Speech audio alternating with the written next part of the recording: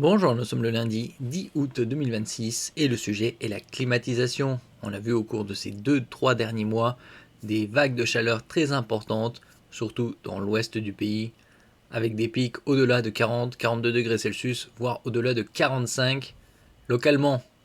Climatisation 2026. L'Europe épuise ses réserves électriques en pleine canicule.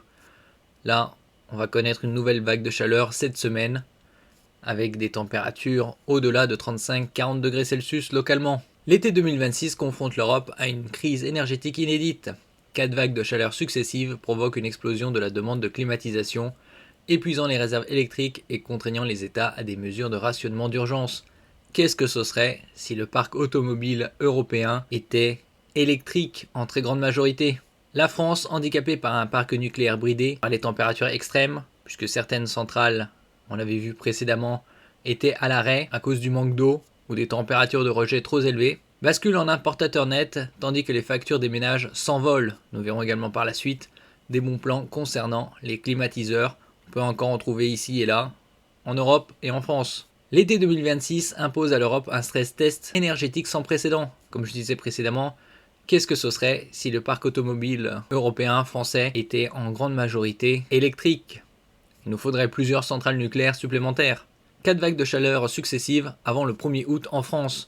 Là, on connaîtra cette semaine une nouvelle vague de chaleur importante, surtout mercredi, jeudi, vendredi. Des températures dépassant les normales de 5 à 7 degrés Celsius.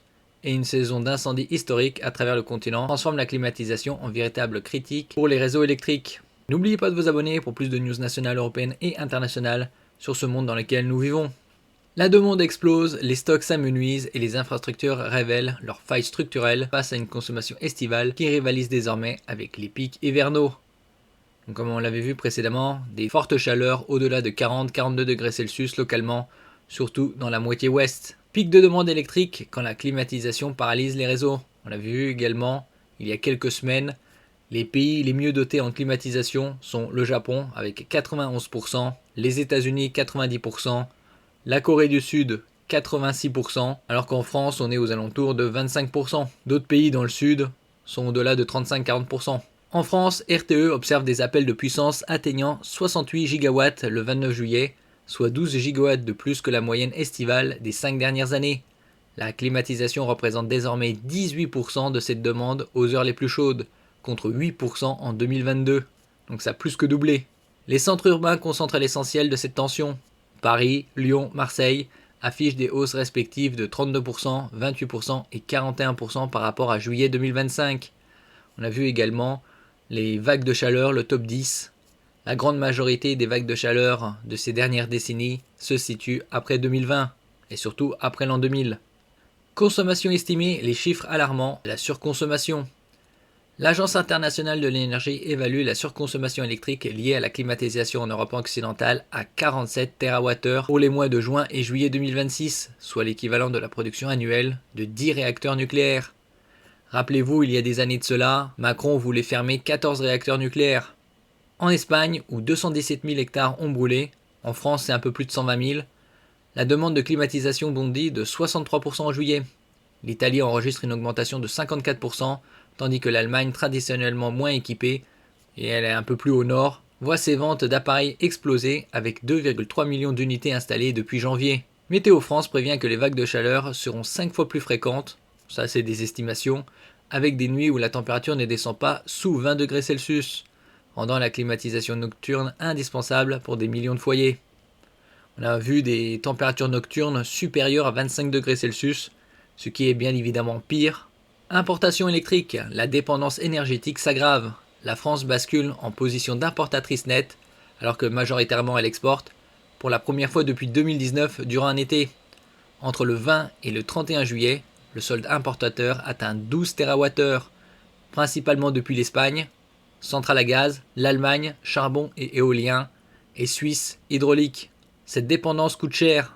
Les prix spot sur le marché EPEX atteignent 285 € le mégawattheure lors des pointes du 28 juillet, contre 65 € en moyenne annuelle. Donc là on voit c'est du simple au quadruple. Les interconnexions saturent régulièrement, limitant les flux possibles. La situation expose la vulnérabilité d'un système conçu pour exporter massivement en été hypothèse désormais caduque face au réchauffement climatique qui provoque des canicules à répétition et également certaines centrales nucléaires qui sont à l'arrêt dû par le manque d'eau ou des rejets de températures d'eau trop élevées. Tensions régionales, Espagne, Italie, France en première ligne. La géographie des tensions énergétiques suit celle des températures extrêmes. L'Espagne, confrontée à des incendies massifs qui révèlent l'inadaptation des infrastructures, mobilise 82% de sa capacité de production installée. L'Italie active ses centrales au fioul, mises en réserve stratégique pour éviter des coupures dans le sud du pays. La France jongle entre réduction nucléaire et importation coûteuse. Ces trois pays concentrent 61% de la demande supplémentaire de climatisation européenne, créant un déséquilibre structurel entre nord et sud du continent.